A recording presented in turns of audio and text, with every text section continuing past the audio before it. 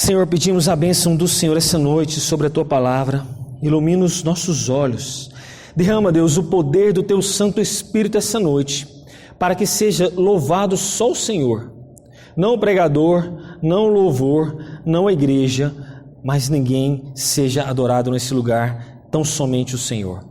Então, Deus, derrama da Tua glória, derrama do Teu entendimento, ilumina o nosso espírito, abra o nosso coração para o entendimento da Tua palavra, Deus. Saiamos daqui, Deus, cheios do poder de Deus, cheios da vida do Espírito que vem da palavra. Não vem de mais ninguém a não ser o Senhor, que é a fonte de todas as bênçãos. E assim nós oramos em nome de Cristo. Amém. Bom, irmãos, os irmãos sabem, nós começamos uma série de exposição aqui em Salmos Selecionados. E esses salmos nós vamos selecionando eles conforme o tempo vai passando aqui, domingo após domingo nós vamos fazer uma seleção desses salmos. E nós começamos com o Salmo de capítulo 1. E eu fiz uma breve introdução com os irmãos aqui, domingo passado, e eu quero retomar essa introdução, porque é importante para os irmãos frisar a importância do livro de Salmos. Não só eu vou repetir algumas coisas da introdução por causa de alguns irmãos novos que estão hoje aqui na igreja, você entendeu o livro dos Salmos melhor, e para aqueles que vieram domingo passado possam fixar isso na sua mente. Bom, em primeiro lugar, é importante nós entendermos que o Antigo Testamento ele antecipa a mensagem da cruz. E o Novo Testamento aplica essa mensagem da cruz que já aconteceu, ok? Então vamos lembrar disso? Antigo Testamento antecipa a mensagem da cruz. O Novo Testamento aplica a mensagem da cruz, porque ela já aconteceu. E eu quero enfatizar isso na vida dos irmãos, é o seguinte, como eu falei para vocês, a vida de vocês é uma narrativa. A nossa vida é uma narrativa, a Bíblia é uma narrativa. E dentro dessa narração, Deus vai inserindo doutrinas, ensinamentos. E eu quero deixar claro para os irmãos e reforçar para vocês que cada pequena história da Bíblia aponta para o Senhor Jesus. Eu não estou dizendo que cada vírgula você vai ler e vai encontrar Cristo, mas você tem que lembrar que sempre aquela pequena história vai apontar para o Senhor Jesus. E esse salmo é muito claro nisso. E é um caminho que eu quero que você, quando você lê a Bíblia, você lembre-se desse caminho. Que o Espírito Santo de Deus agora fixe isso no seu coração quando você lê a Bíblia.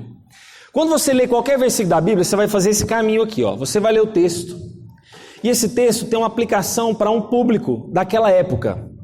Ok?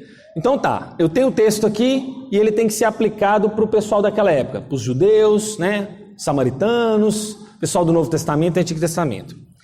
Essa mensagem, quando for aplicada para aquele povo, ela vai apontar para a cruz, para o Evangelho. Como eu falei para você, cada pequena história é apontada para o Evangelho. Aí depois você vai fazer uma aplicação para a sua vida, o que esse texto tem a ver comigo. Gente, isso aqui é uma chave hermenêutica, que eu acho que não sei se algum pastor já passou para vocês, mas ele é fundamental para você entender a Bíblia. Talvez a gente lê um texto antigo. Qual que é o desafio de você ler um texto antigo? Por que talvez a gente tenha que estudar lá no seminário 4 anos para vir aqui para pregar para os irmãos? Será que a Bíblia é tão difícil assim? Na verdade é um texto assim, olha, imagina você pegando um jornal de hoje e levando para o apóstolo Paulo ler. Ele não sabe que a gente vive um sistema presidencialista.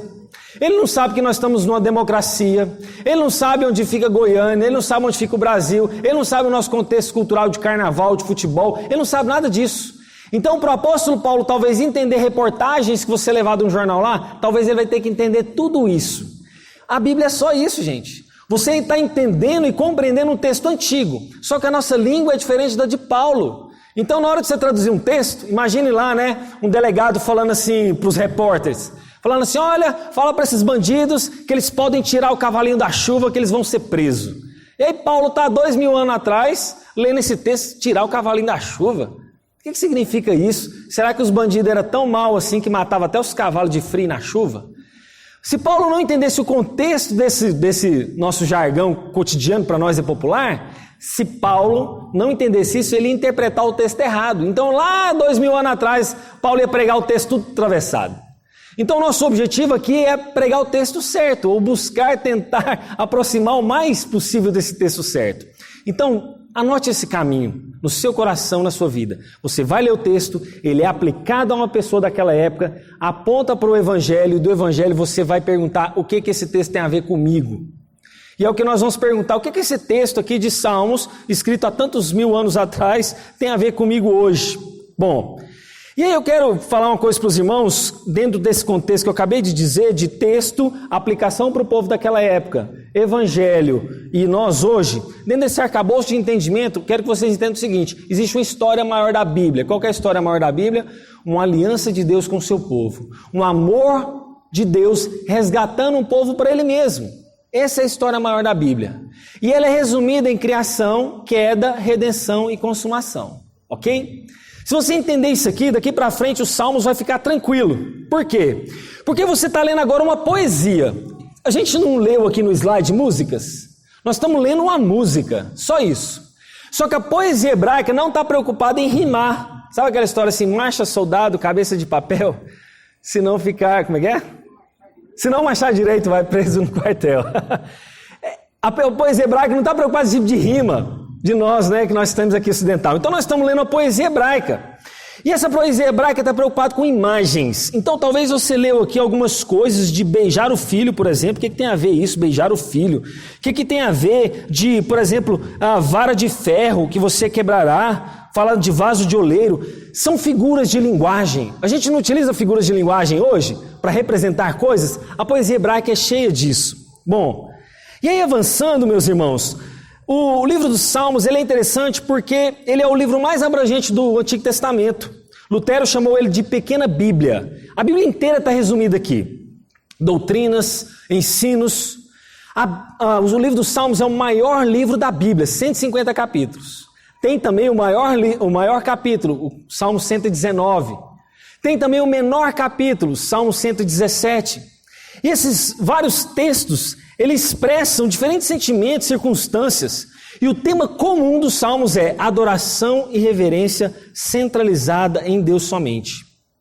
E sabe, irmãos, desses 150 poemas que a gente vê uma variedade de emoções. A gente vê amor, a gente vê adoração a Deus, a gente vê pesar pelo pecado, gratidão, devoção. E sabe, irmãos, é como se fosse um compêndio, né? Uma enciclopédia da fé do Antigo Testamento. E é interessante isso, que os Salmos, ele é o livro que mais gastou tempo para ser compilado. Olha só, do ano 400 antes de Cristo até o ano 1440.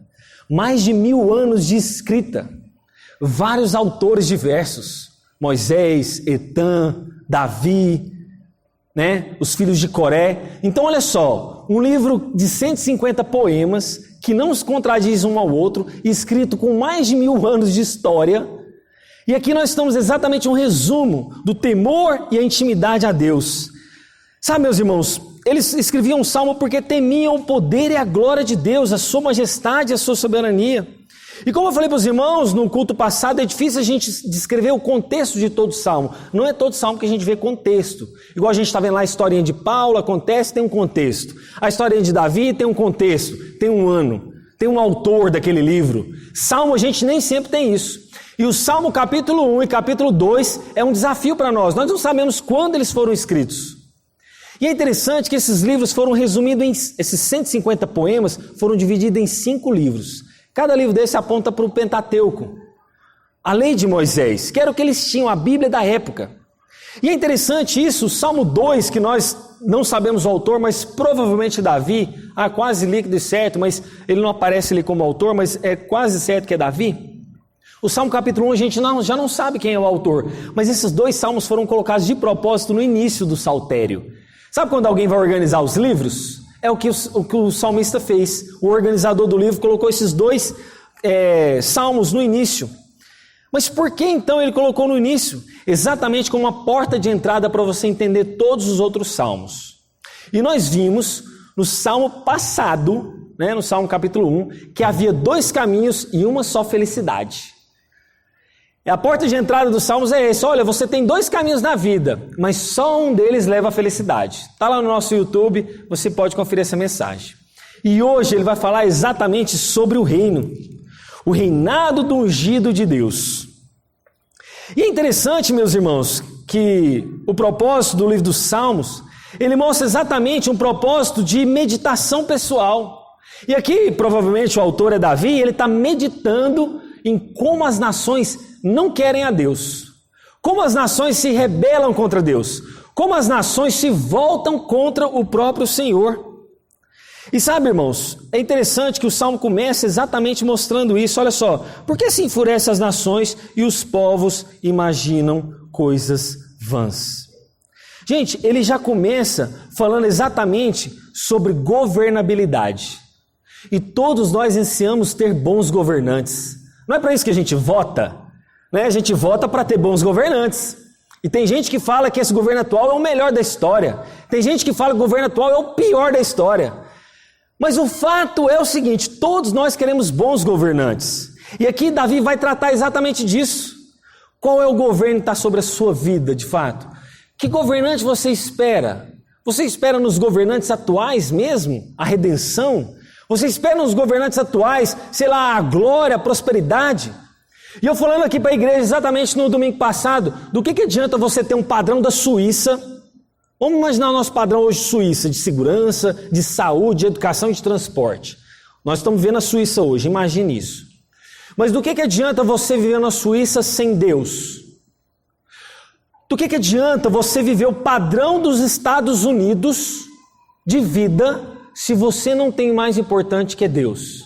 Como Paul Washer diz, Jesus Cristo não é a cereja do bolo que você põe lá como um detalhe da sua vida. Tem muita gente que fala assim, nossa, você tem tudo, você tem uma boa casa, você tem um bom carro, você tem um bom emprego, você tem uma família linda, só está faltando você uma coisa, Jesus. Como Jesus fosse um mero detalhe, sabe um acessório seu do seu celular, um acessório seu da sua chave do carro? Jesus não é isso. Então, o que eu quero dizer é o seguinte, gente, nós podemos ter os maiores governantes, os melhores, e nós ansiamos por isso. Eu não estou dizendo que isso é errado, não estou dizendo que isso é ilegítimo, eu só estou dizendo que talvez a sua motivação esteja nisso. E se estiver nisso, o seu governante não for o Senhor Jesus, você não estará a eternidade com o melhor governo que virá, que é o do Senhor Jesus. Então os judeus tinham esse sentimento. Ele ia acompanhando o registro histórico dos reis que iam passando pela nação de Israel. Imagina a gente acompanhando cada presidente nosso que passou pela nossa história. O que ele fez de bom e de ruim. É o que Israel faz. O que o governante fez de bom e ruim? Na época dos juízes, o que o juiz fez bom e ruim? E ele vai avaliando os juízes. E aí, meus irmãos, basicamente esse é um salmo real. Um salmo de realeza. E ele tem um grande poder poético. E de fato, meus irmãos, muitas dessas palavras são atribuídas à pessoa do Senhor Jesus como um salmo real. Apesar da gente ver, olha só, ele está falando de reinos terrenos, não é verdade? Ele fala, por que as nações se enfurecem, os povos imaginam coisas vãs, e ele fala os reis da terra, está falando de reinado terreno.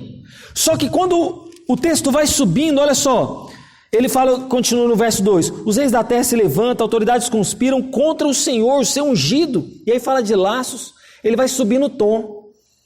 Ele começa falando de reinos terrenos, nações, reis, mas vai subir no tom e vai falando para coisas celestiais, eternas. É mais ou menos o texto de Ezequiel. Tem muita gente que não acredita que aquele texto fala da queda do diabo, né, de Satanás.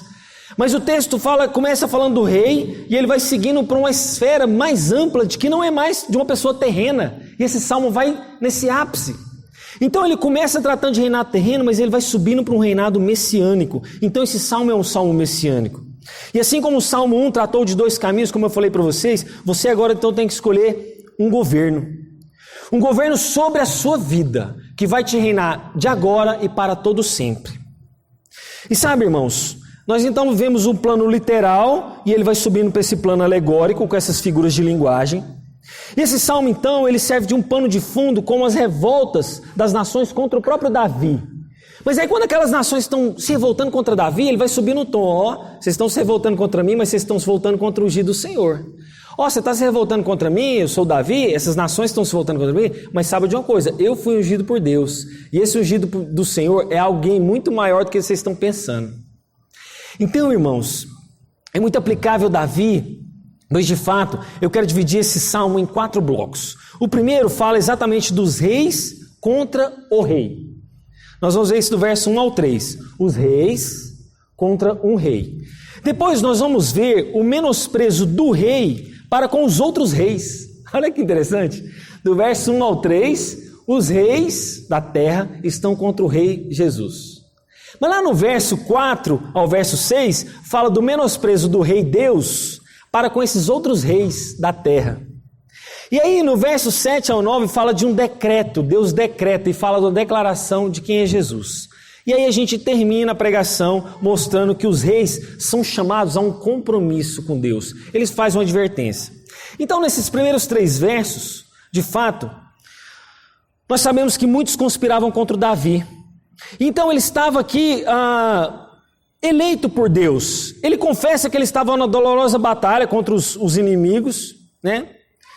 E eles representavam uma parcela importante, porque falam de muitas nações e de reis. Mas sabe o que é interessante, meus irmãos? Os inimigos falam exatamente isso. Olha, por que se enfurecem as nações? Os reis até se levantam, as autoridades conspiram contra o Senhor, contra o seu ungido. Vamos romper os seus laços e sacudir as algemas. Sabe, irmãos, o verso 1 já mostra exatamente que está falando de gentios, pessoas que se amotinavam contra Deus. Então as nações estavam se levantando com um propósito como se fosse uma rebelião contra o Senhor. E eles conspiraram. Você sabe o que é conspirar? Meditar. Meditar contra o Deus. É um monte de governo ímpio meditando contra o Senhor. E sabe, eles tinham uma coragem de ir contra Deus, contra o seu ungido. E gente, todo aquele que é inimigo do ungido de Deus é inimigo do próprio Deus. E eles então avançam com essa oposição rancorosa, de forma maliciosa. Eles estão irritados. E aí no verso 3 fala que os governantes e as pessoas estão unidas contra Cristo. Sabe, meus irmãos, é como se fosse aquela história do livre-arbítrio e da livre agência. Embora as pessoas parecem ter liberdade de voltar-se contra Deus, elas não sabem que são escravas do pecado. Sabe qual que é a diferença de livre-arbítrio e livre agência? Livre-arbítrio só Adão e Eva tiveram. Só Adão e Eva tiveram a escolha entre falar assim, eu quero bem ou mal. Hoje nós somos escravos ou de Cristo ou do pecado. Hoje nós somos ou governados por Cristo ou governados pelo pecado. Eu sei, meus irmãos, você pode ser o melhor esposo, um bom pai, um bom marido, mas sem o Senhor Jesus você não vai entrar no céu. Você sabe por que disso? Porque não é pelo nosso mérito.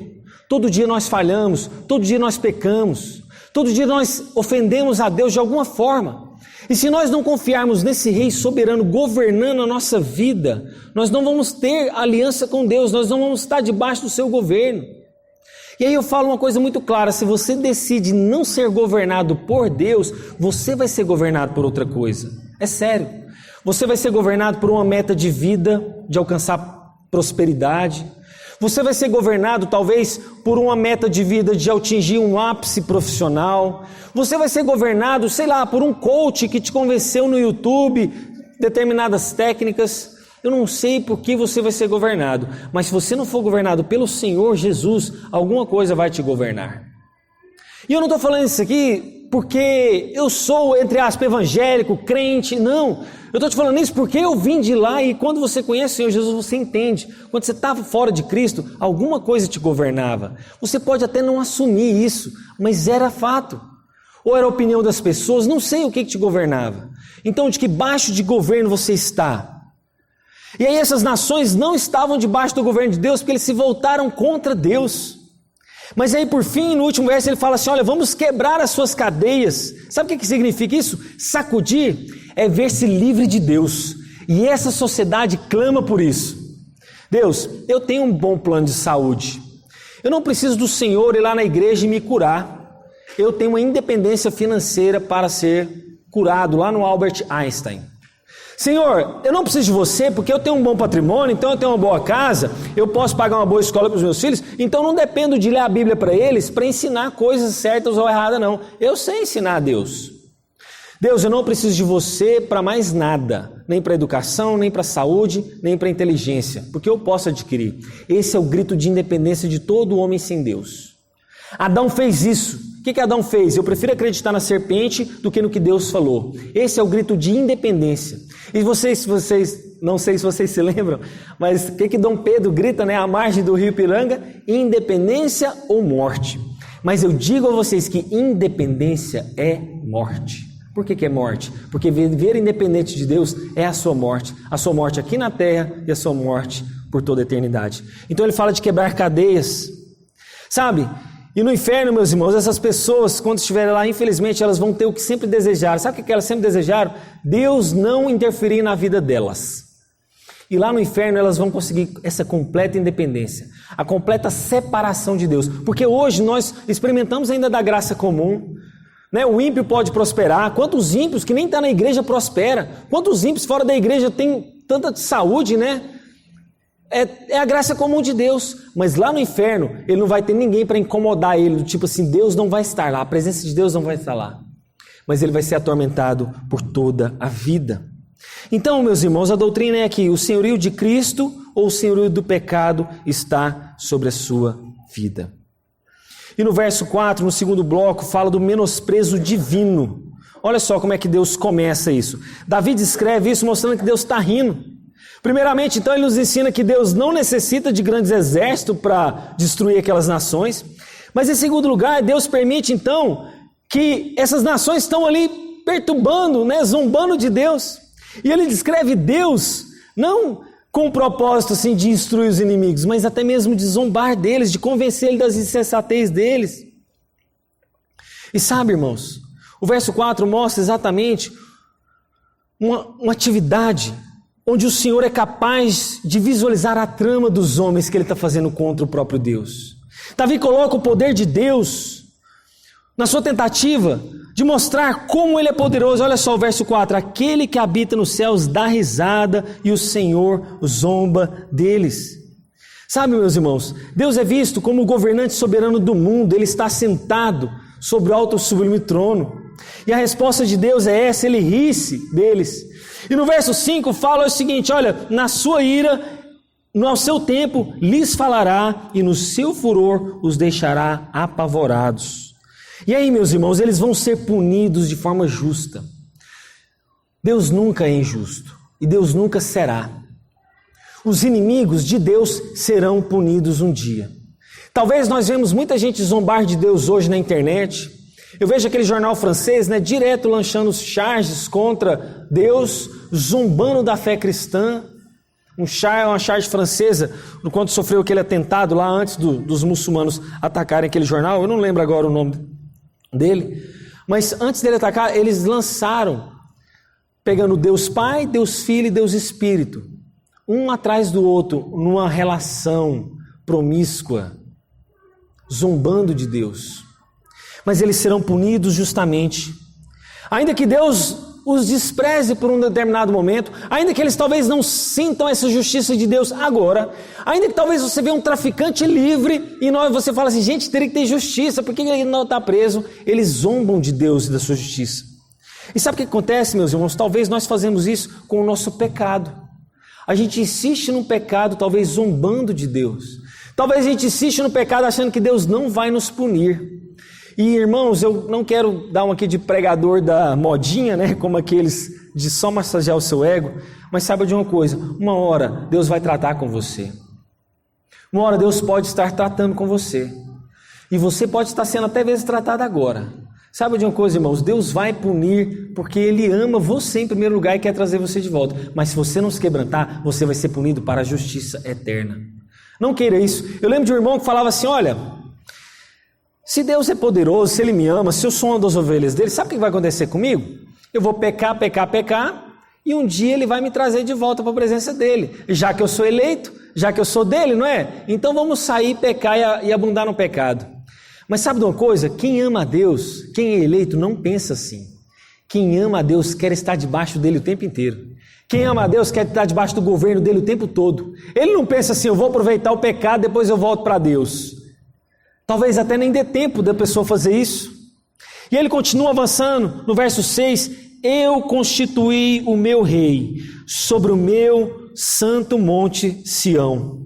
O reinado em Israel era uma instituição de Deus que ele deu ao seu povo. Desde Deuteronômio capítulo 17, 1 Samuel também mostra isso. Desde o tempo que Davi então capturou a fortaleza de Sião, 2 Samuel capítulo 5. E aí, quando ele captura esse monte de Sião, ele vem a se tornar o centro da vida religiosa e política de Israel. Então, cada governante de Davi, da linhagem de Davi, ele ia tipificar esse reino messiânico. E o monte Sião aqui, sabe o que significa? Literalmente, o monte da minha santidade. Qual que é o atributo de Deus enfatizado 3 vezes? O único atributo de Deus. Santo, santo, santo. O único atributo de Deus. Deus é amor, Deus é bondoso, Deus é paciente, Deus tem diversos atributos, mas o da santidade é o mais enfatizado. E aí então Deus estabelece então o reino do seu Filho, e essa então, meus irmãos, é exatamente o Senhor Jesus Cristo, mostrando que Ele é a fonte de poder, dignidade e autoridade, um príncipe soberano sobre tudo e todos. E sabe, irmãos, a conclusão que a gente vê desse segundo bloco é que os ímpios podem conduzir-se tão perversamente quando eles querem, mas vai chegar um momento que eles vão guerrear contra o céu. E Deus mostrará que Ele está acima de todos os homens e Ele vai destruir o poder do inimigo. E sabe como é que Ele vai mostrar isso? No terceiro e penúltimo bloco, no verso 7 ao verso 9. Aqui Deus está fazendo uma declaração do seu Filho, é como se fosse o triunfo de Jesus. E aí Ele mostra exatamente o reinado do Messias, um decreto eterno, o qual Deus vai dizer. E olha só como ele começa o verso 7. O rei diz, é um decreto, ele está dizendo, ele está proclamando. Então, agora chegou a hora do rei falar. Agora as nações já proclamaram tudo contra Deus. Agora chegou a hora do rei falar. E sabe o que ele fala? Ele vai recitar um decreto. Então ele vai anunciar a constituição de um reino. Tu és o meu filho e hoje te gerei. Gente, é interessante que ele está falando aqui do Filho de Deus mesmo. E está falando de geração, não significa que Jesus foi gerado. Sabe, Jesus não foi do tipo assim, criado. Um dia Deus foi lá e teve Jesus. Não. Essa geração aqui significa procedência, mesma natureza. Alguém que consegue ter o mesmo nível. Eu te gerei, você procede de mim, você é da minha natureza, você faz parte de mim. E aí ele fala exatamente sobre isso, ele continua aqui, Cristo dá um duplo sentido quando ele fala o seguinte, olha, peça e eu te darei as nações por herança, e as extremidades da terra por sua possessão. Aqui é um título duplo para o reino de Deus. O primeiro é por herança. Cristo tem um nome mais excelente do que tudo que todos. Mas ele também tem um título que ele deve assumir um trabalho por nós. Um trabalho de monarca universal. Como diz o Jonas Madureira, né? Servos do Senhor, descansem, porque no céu não há democracia. Lá é um reinado e há um monarca que não falha, que não erra. Sabia, irmão, só um tipo de comparação, que as monarquias do mundo são os regimes mais estáveis? Mais estável do que a democracia, mais estável do que a ditadura, mais estável do que parlamentarismo. As monarquias têm os reinados mais longos e mais duradouros. Basta você ver a Inglaterra. São os reinados mais estáveis do mundo.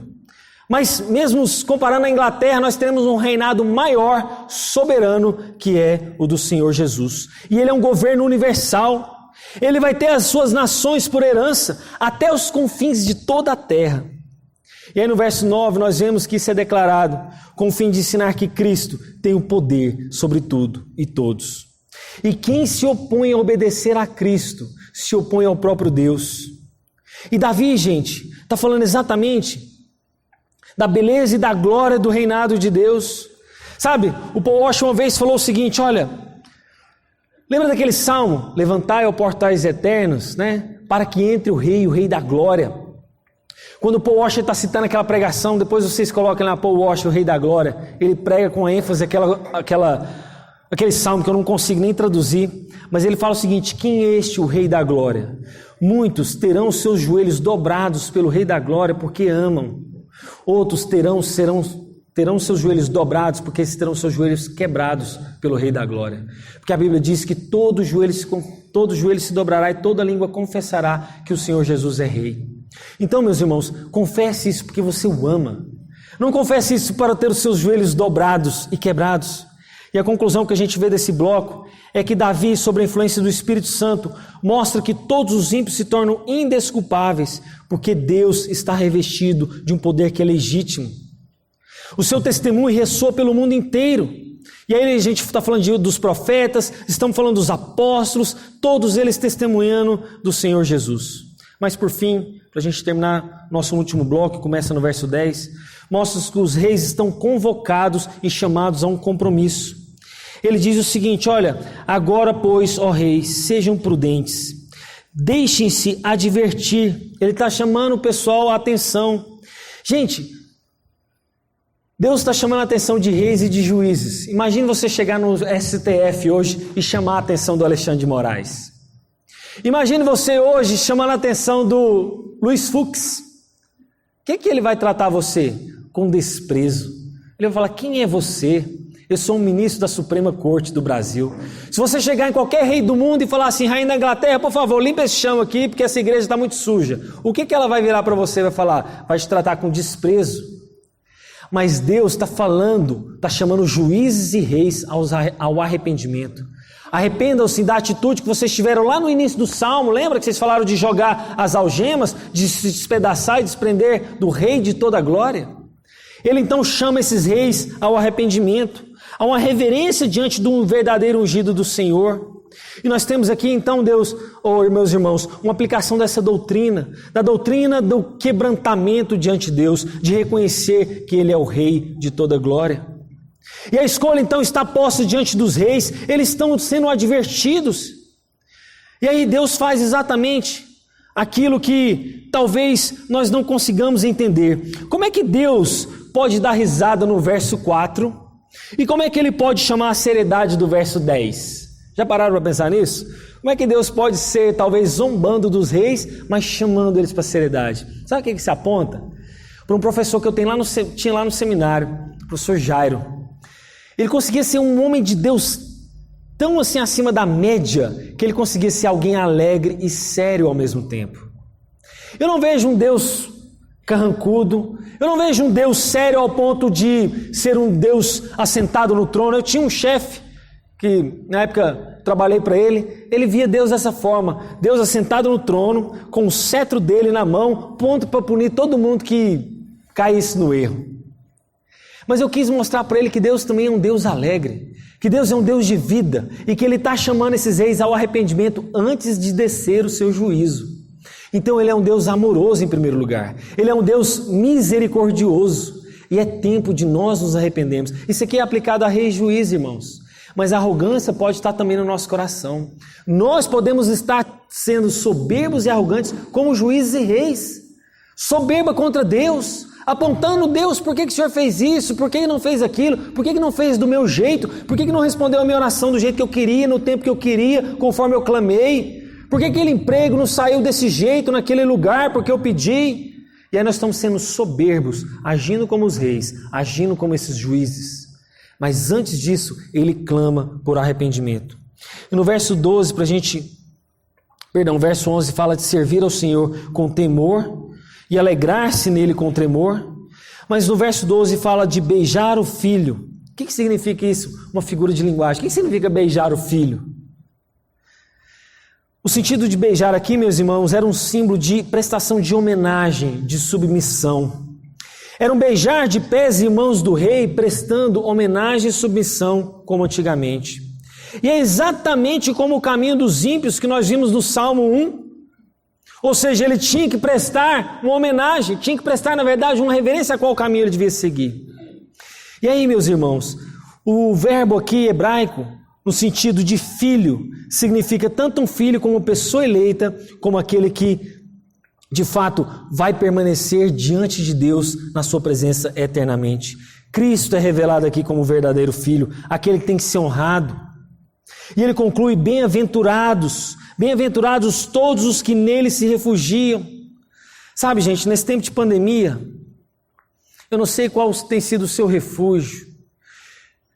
Eu não sei se tem sido talvez numa vacina logo. Eu não sei se tem sido trancado o dia inteiro dentro de casa. Eu não sei se tem sido talvez fugir para um lugar talvez pouco habitado.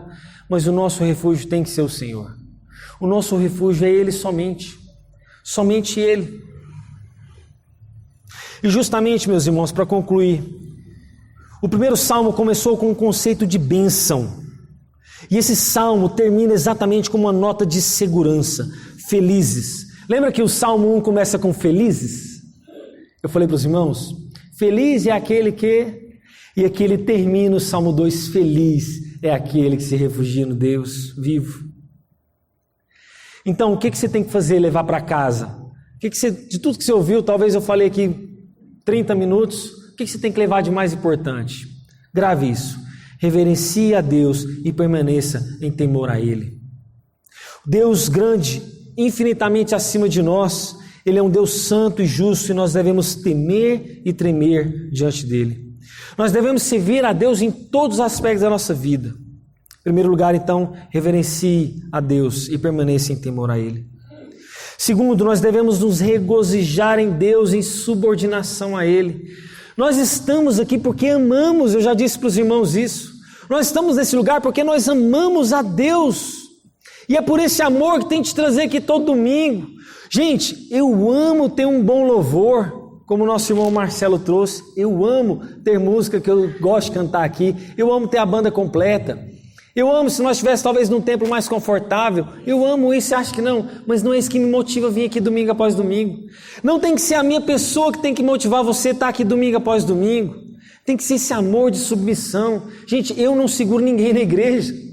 Não sou eu que trago ninguém para estar aqui domingo à noite. Vocês têm que vir por amor e submissão a Ele. Quando você serve a Deus aqui na igreja, tem que ser por amor.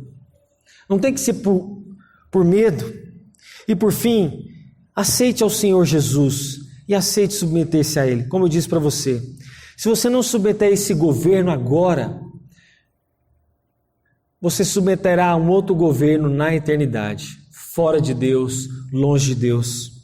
E ao cantar essa parte desse salmo, imagine que isso aqui a gente está cantando, imagine que se a gente estivesse cantando essa música, é como se a gente estivesse cantando essa canção e ao mesmo tempo orando. É como se ela estivesse preenchendo nossos corações com um santo temor de Deus e uma confiança alegre no Senhor Jesus.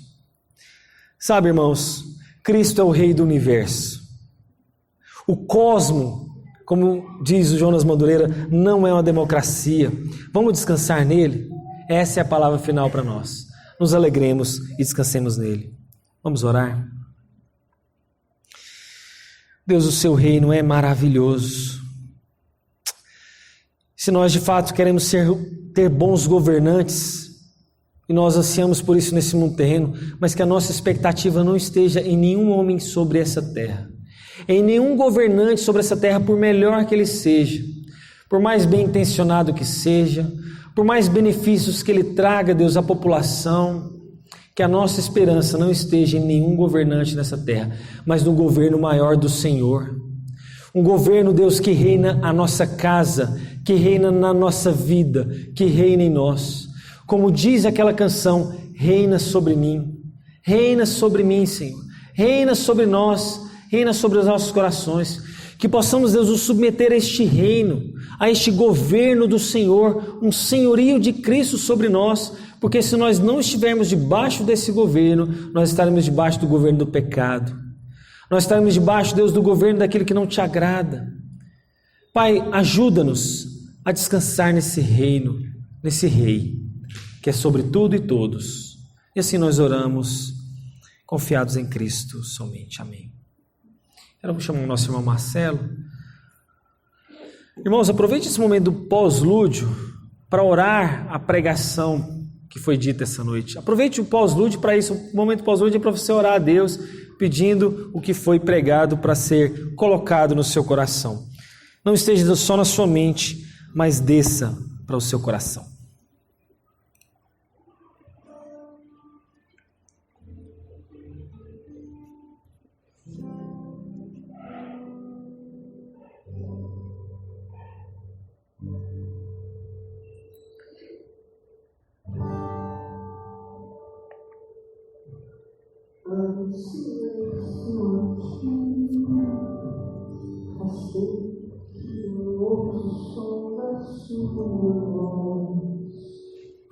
Parece que sei de onde venho, disfarço meu